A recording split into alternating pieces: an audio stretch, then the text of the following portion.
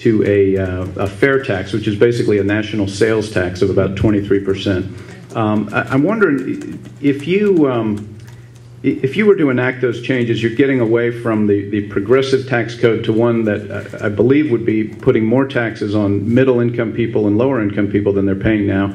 And specifically in a district like this, a lot of seniors that have very little income, if you had a national sales tax, would end up paying a lot more taxes than they're paying right now.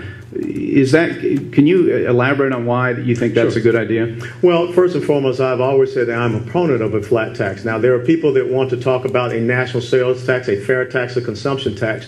And what I tell them is that that would have to be a far-reaching end state, because if you read the not the legislation, but anything about the fair tax, that means that all other means of taxation at the national level has to be eradicated. That means that the 16th Amendment must be overturned, and the IRS is gotten rid of. I think the most important thing with a flat tax is this, as opposed to the progressive tax system that we have right now.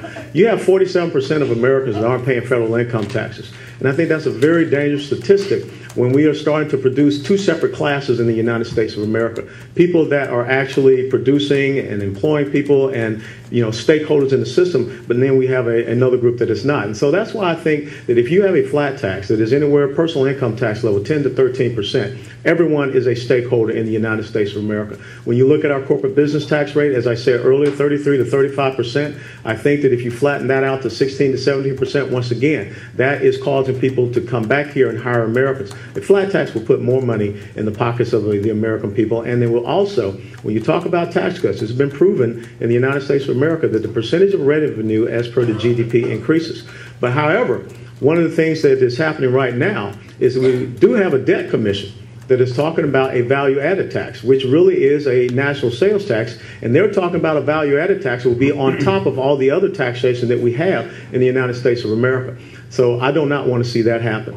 I believe in a flat tax. I think that's the best possible system. There are people out there that are proponents of a fair tax, but I will not stand for a fair tax unless all other means of federal taxation is gone. That is the only way it could be possible. Mr. Bennett, question for Mr. Klein.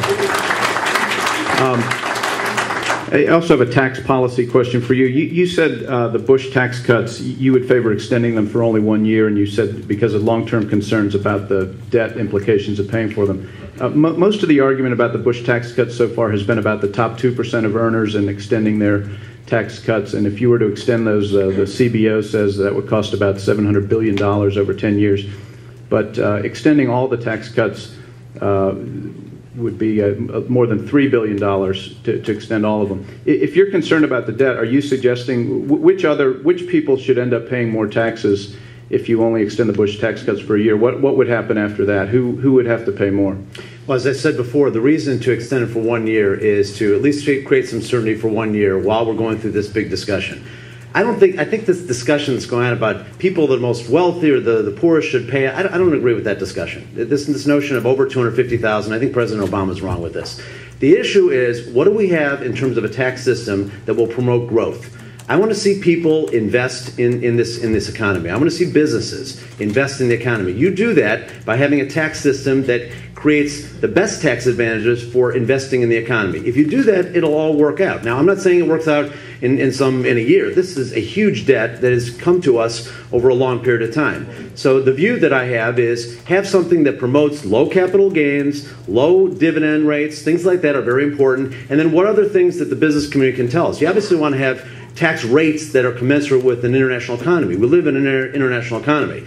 You know, I think, though, I want to be very clear on Mr. West's view of this. This notion of, even if you follow his point to the end, I'll only support this national sales tax if we get rid of the federal income tax as we know it. That would be a disaster for business. A disaster. If you're a retailer and you have a 23% sales tax on everything coming through the door, plus 6.5% in Florida, 7%, you got to be kidding. I mean, talk about driving people out of business and out of stores in this country. That's exactly what's going to happen. And more particularly, if you take senior citizens, who many of whom have paid tax their whole life, big time, and now they get to the point where a third of them right now don't have anything other than Social Security, and some have maybe other portfolios, but they're low-tax people. They go to Publix, they pick up milk and produce and some meat. $10, $20, $30, and they now pay 23% plus sales tax on top of that, state sales tax.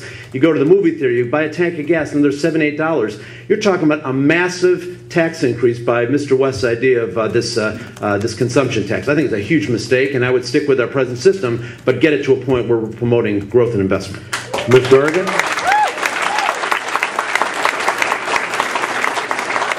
Ms. Durgan, a question for Mr. West.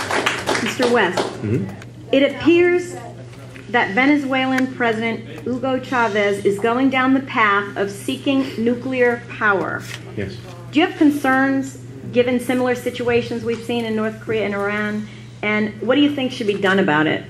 I have huge concerns. I think that right now we're at the brink of a Sir Neville Chamberlain moment in the United States of America and all across the world.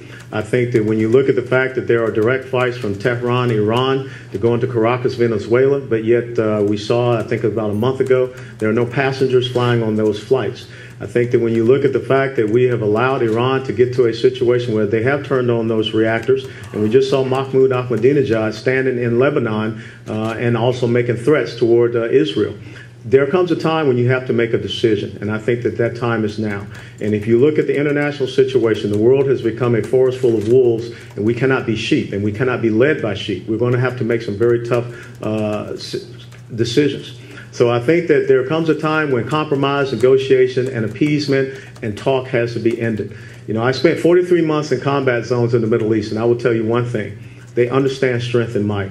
They don't understand anything else. And when you look at the situation that's starting to happen in Iraq already, where we see the quote-unquote Sunni awakening that is going back to al-Qaeda, when we see the fact that the Karzai government is going into negotiation with the Taliban, we see what has happened with Iran, we see what has happened with Venezuela, we see that we're losing an economic war against China, we see what's going on in North Korea, where they are continuing to show their strength and their might in definite defiance to Western civilization and our strong ally over there in South Korea.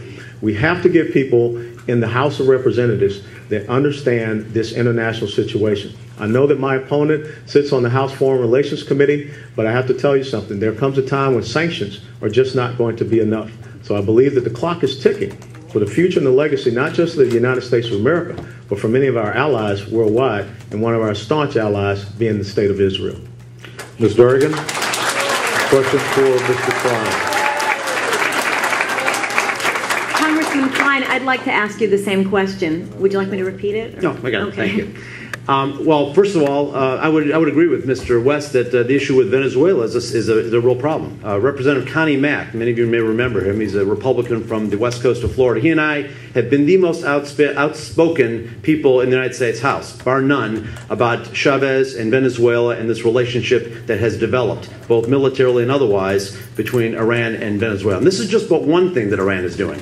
The threat of Iran creating a nuclear weapon is unacceptable on every single level. Unacceptable. Now, the notion of creating sanctions worldwide and trying to isolate them is a step to try to build a worldwide coalition. I give full credit to President Bush, the first President Bush, who made the case to the Arab world that Saddam Hussein was threatening Kuwait, and that's a neighbor of yours, and he will come after you next. And he built a very successful coalition to go against Saddam Hussein. The last Iraq war has been, unfortunately, not that. It's been a disaster. We've lost a lot of credibility. And it's been our war. 95% of our men and women and our dollars and lives have been lost as a result of that. So what we need to do now is we need to have as much of a worldwide coalition as possible. It's not going to be everybody, but to go after and isolate. And if there is a military option that's necessary, it has to be on the table. Ahmadinejad needs to understand it. This is about supporting our best friend in the world, the State of Israel, and this is about supporting our own national security. We cannot stand for a nuclear Iran. It's a threat to us and our allies. Gentlemen.